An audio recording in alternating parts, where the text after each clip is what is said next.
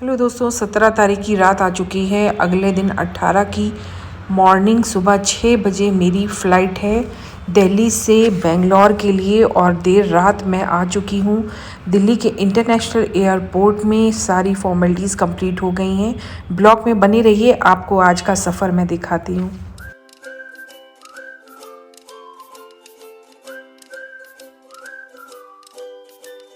दोस्तों, कैसे हैं आप सभी लोग? उम्मीद करती हूँ आप अच्छे होंगे। आपकी दुआ से मैं भी ठीक हूँ।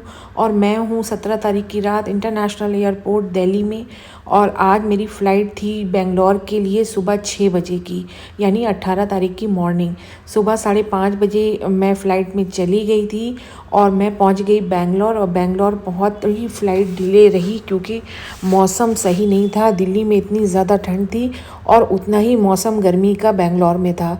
लेकिन इस बीच जो है फ़्लाइट डिले इसलिए रही क्योंकि रास्ते में मौसम बिल्कुल ठीक नहीं था, कई जगह बारिश हो रही थी। तो मुझे 4.5 घंटे लग गए दिल्ली से बेंगलोर बाई फ़्लाइट जाने में। अब तक का मेरा ये सबसे लंबा सफ़र था। और ये है बेंगलोर का एयरपोर्ट जिसमें मैं उतर चुकी हूँ और अब मैं अंदर जा रही हूँ। इसके बाद मुझे लेनी थी ऊबर कैब और जाना था अपने जहाँ पर मैं रुकी हुई हूँ, और फिर वहाँ से मुझे वहाँ जाना था जहाँ हमारा फेस्टिवल हो रहा है। तो ऊबर कैब जो है ऑलरेडी बहुत ही ज़्यादा बेंगलोर एयरपोर्ट के बाहर आउटसाइड काफ़ी दूर जाने के बाद उन्होंने ऊबर कैब का प्लेटफॉर्म बनाया है जहाँ पर ऊबर कैब आती है। तो काफ़ी चल के जाना पड़ता है। फ़िलहाल 1-1.5 घंटे का कैब के से सफ़र करने के बाद मैं आ गई हूँ अपने फेस्टिवल में। और यहाँ पे सेटअप चल रहा है क्योंकि एक दिन पहले होता है पूरा सेटअप। सारी पेंटिंगें डिस्प्ले होती हैं, अलग अलग जगहों से कोरियर आते हैं। मैं भी अपने बूथ में आ गई हूँ और दोस्तों यहाँ पर भी आई हुई थी, पेंटिंग्स वगैरह वो सब देख रही थी, डिस्प्ले होना था। कोरियर का यहाँ बहुत प्रॉब्लम है, काफ़ी कोऑर्डिनेशन करना पड़ता है और कोई भी सही जवाब नहीं देता। तो उसकी वजह से थोड़ी सी उलझन सी भी हो रही थी। लेकिन पूरा दिन हो चुका था, एक रात की पूरी जगी हुई थी, आधा दिन से ज़्यादा यहाँ पर गुजर चुका था। लेकिन काम जो था बहुत ही स्लो हो रहा था क्योंकि कोरियर जो थे बहुत सारे नहीं आए थे।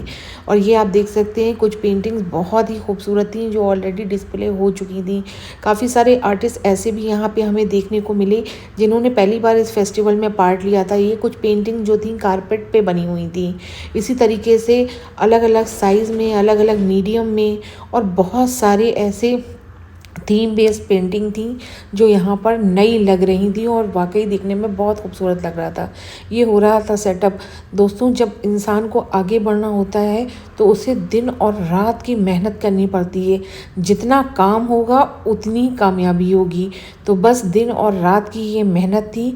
और यहाँ पे आने के बाद बहुत सारी चीज़ें जो हैं, मतलब नॉलेज भी नहीं है क्योंकि दूसरे स्टेट में दिक्कत होती है।